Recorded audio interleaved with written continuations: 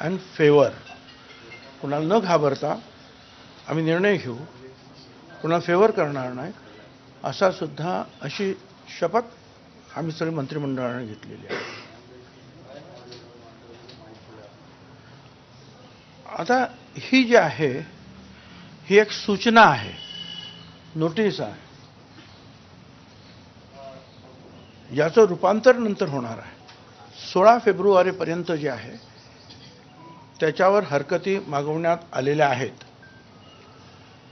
महाराष्ट्रातील ओबीसी समाजाच्या आणि इतर समाजाचे जे वकील असतील, सुशिक्षित असतील, त्यांनी या सगळ्याचा अभ्यास करून या अशा प्रकारच्या हरकती ह्या ताबडतोब पाठवण्यासाठी प्रयत्न करावेत. लाखोच्या संख्येने हरकती सरकारकडे पाठवून द्यावं. ओबीसी समाजाच्या सर्व कार्यकर्त्यांनी सुद्धा या हरकती अशा प्रमाणे पाठवाव्यात की जेणेकरून सरकारला सुद्धा लक्षात येईल की याची एक दुसरी सुद्धा बाजू आहे आणि दुसरं सुद्धा काही लोकांचं मत आहे. माझी विनंती आहे त्या सगळ्यांना की नुसतं जे आहे एकमेकावर ढकलून किंवा चर्चा करून होणार नाही, तर प्रत्यक्ष कृती करावी लागेल. तुम्हाला याच्यावर हरकती घ्याव्या लागतील आणि आम्ही त्या हरकती आमच्या समता परिषदेच्या याच्यामध्ये तर त्याबद्दल आम्ही निश्चितपणे विचार करून योग्य प्रकारेच्या पुढची आम्ही कारवाई करू. एक आहे माझं स्वतःचं मत असं आहे की हे सगळे सोयरे जे आहे हे कायद्याच्या कसोटीवर अजिबात टिकणार नाही, असं माझं मत आहे. यामध्ये मराठा समाजाला सुद्धा मला त्यांच्या निदर्शनास आणून द्यायचं आहे. हे ठीक आहे की तुम्ही ओबीसीच्या 17, 18, 19% जे काही आरक्षण शिल्लक राहिलंय त्याच्यामध्ये येण्याचा आनंद तुम्हाला मिळतोय, तुम्ही जिंकलात असं तुम्हाला वाटतंय. पण तुम्ही दुसरी एक बाजू लक्षात घ्या. या 17% आता जवळजवळ 80-85% लोक येतील. म्हणजे शेड्यूल कास्ट, शेड्यूल ट्राईब तर वेगळे आहेत, पण हे 54%. तुम्ही 20% जरी म्हटला तरी ते 75%. हे सगळे जे आहे एकाच ठिकाणी येतील. EWS खाली तुम्हाला आतापर्यंत जे केवळ 10% आरक्षण तुम्हाला मिळत होतं की ज्याच्यामध्ये 85% आरक्षण, त्या 10% मधलं 85% आरक्षण मराठा समाजाला मिळत होतं, ते आता यापुढे मिळणार नाही. ओपन मध्ये जे उरलेले 40% होतं त्याच्यामध्ये तुम्हाला परत आरक्षण मिळत होतं, ते सुद्धा तुम्हाला आता मिळणार नाही.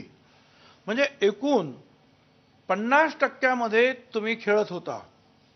10% EWS आणि उरलेले 40%.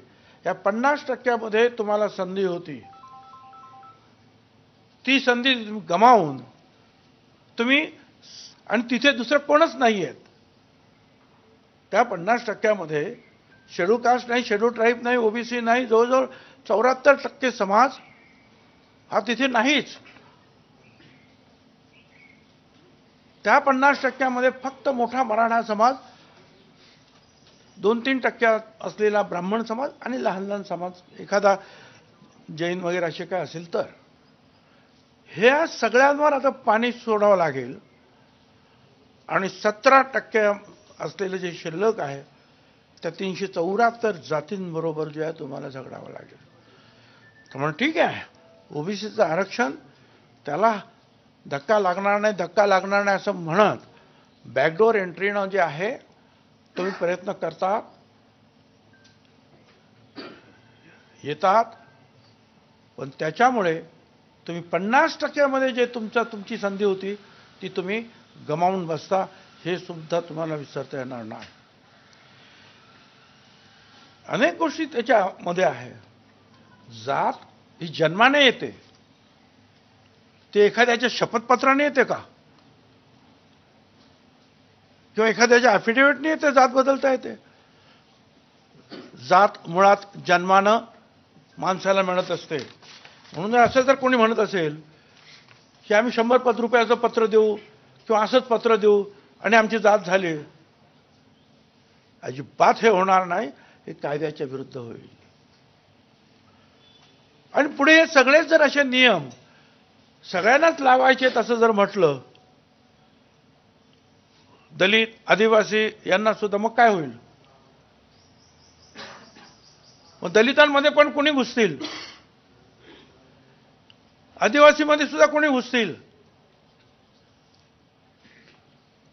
कारण तूर्त जो मी घाईघाईने जे वाचलं त्याच्यामध्ये जे आहे त्याच्यामध्ये हे schedule caste, schedule tribe, OBC ह्या सगळ्यांना ते लागू आहे.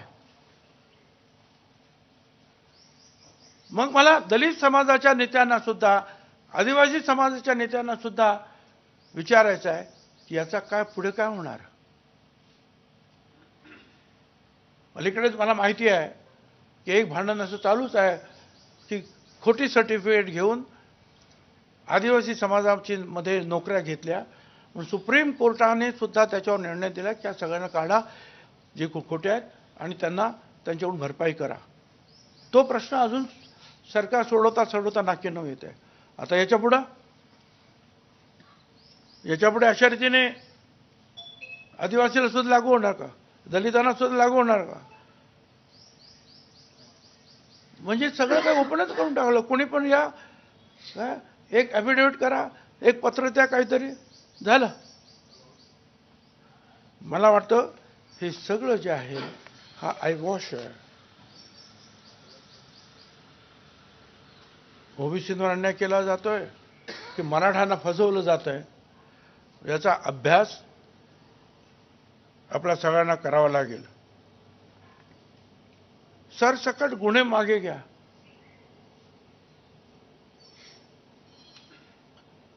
ज्यांची घरं दारं जाळली त्यांच्यावरचे गुन्हे मागे घ्या. ज्या पोलिसांवर हल्ले केले, जखमी केले, त्यांचे गुन्हे असेच मागे घ्या.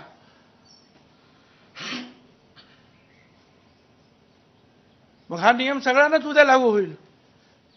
कुणी अशा मागण्यांसाठी जर पोलिसांना मारलं, कोणाची घरं जाळली आंदोलन म्हणून, तर गुन्हे मागे घ्या. सरकारी भरती करायची नाही इतरांची, त्यांच्यासाठी वेगळं ठेवायचं. मग किती ठेवायचं त्यांच्यासाठी, काय प्रमाण किती ठेवायचं? क्युरेटिव्ह पिटिशन जे आहे ते न्यायालयामध्ये आहे. तोपर्यंत मराठा समाजातील सगळ्यांना 100% शिक्षण मोफत द्या. का बरं मराठा समाजालाच द्या 100% शिक्षण मोफत? सर्व ओबीसी, दलित, आदिवासी, ओपन या सगळ्यांनाच द्या ना, सगळ्यांनाच द्या. आधी ब्राह्मण समाजाला सुद्धा द्या, सगळ्यांनाच द्या. फक्त एकालाच द्या कशासाठी?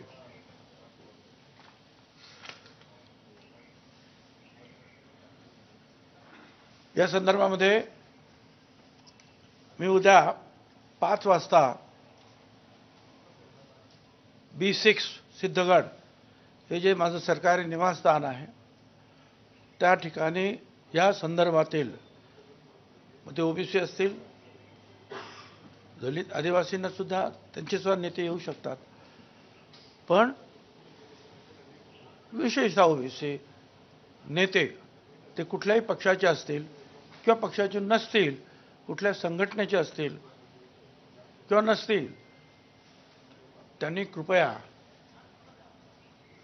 पक्षाचा किंवा इतर संघटनेचा अभिनिवेश सोडून या कामासाठी कृपया उद्या 5 वाजता B6 सिद्धगड बंगला जो आहे त्याच्यावर यावं.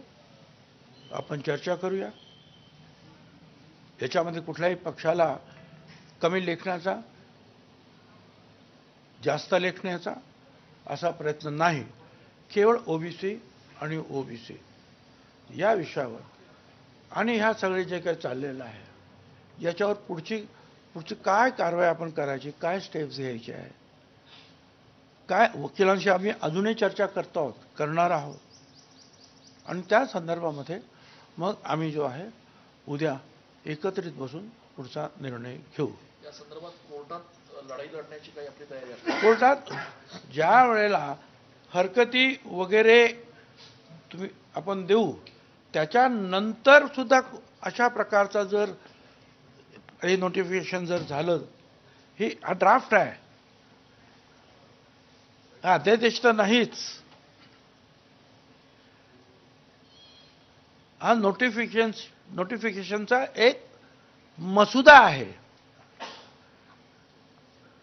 अध्यादेश ह्या कसला अध्यादेश? हा अध्यादेश नाही, हा नोटिफिकेशनचा एक मसुदा आहे. तो मसुदा 16 तारखेपर्यंत आपण सगळ्यांनी, बरोबर आहे की चूक आहे, जे काय म्हणायचं तुम्हाला चुकीचं असेल, ऑब्जेक्शन्स विशेषतः त्याच्यावर घेता येणार, त्याच्यानंतर मग शासन ठरवतं.